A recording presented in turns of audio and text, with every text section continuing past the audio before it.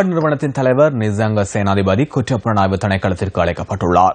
அமைச்சர் ராஜித சேனாரத்ன முன்வைத்துள்ள முறைப்பாடு ஒன்று தொடர்பில் வாக்குமூலம் பதிவு செய்வதற்காகவே நிசங்க சேனாதிபதி இன்று பகல் குற்றப்புலனாய்வு திணைக்களத்திற்கு அழைக்கப்பட்டுள்ளதாக போலீஸ் ஊடக பேச்சாளர் உதவி போலீஸ் அத்தியட்சகர் ருவன் குணசேகர தெரிவித்துள்ளார். இலங்கையில் யுத்தத்தால் இடம்பெயர்ந்தவர்கள் மற்றும் மீள்குடியேறியவர்களுக்கான வீடுகளை நிர்மாணிப்பதற்காக 14 மில்லியன் யூரோ நிதியுதவியை வழங்க ஐரோப்பிய ஒன்றியம் தீர்மானித்துள்ளது.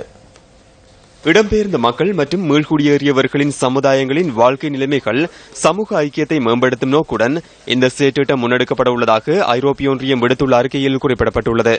இலங்கையின் வடக்கு மற்றும் கிழக்கு மாகாணங்களில் உள்ள கிளிநொச்சி, முல்லைத்தீவு மற்றும் மட்டக்களப்பு ஆகிய மாவட்டங்களில் உள்ள சுமார் 9 பிரதேசங்களில் வீடமைப்பு பணிகளை முன்னெடுக்க உத்தேசிக்கப்பட்டுள்ளது.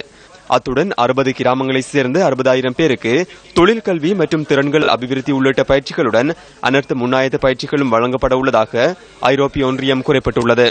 இந்த திட்டங்கள் மக்களின் வாழ்வில் நம்பிக்கையை கட்டியெழுப்ப உதவுவதுடன் கடன் வசதிகள் மூலம் அவர்களின் வாழ்வாதாரத்தை வலுப்படுத்தவும் முடியும் என சுட்டிக்காட்டப்பட்டுள்ளது. ஐரோப்பிய ஒன்றியத்தின் இந்த கடன் திட்டம் மூலம் 16,000 பேருக்கு வீடு வசதிகள் ஏற்படுத்தி கொடுக்கப்பட உள்ளமை குறிப்பிடத்தக்கது. இலங்கையில் இடம்பெற்ற போரினால் பாதிக்கப்பட்ட மக்களின் வறுமையை போக்க தொழில் வாய்ப்புகளை ஏற்படுத்த வேண்டும் என ஐரோப்பிய ஒன்றியம் வெளியிட்டுள்ள ஊடக அறிக்கையில் குறிப்பிடப்பட்டுள்ளது.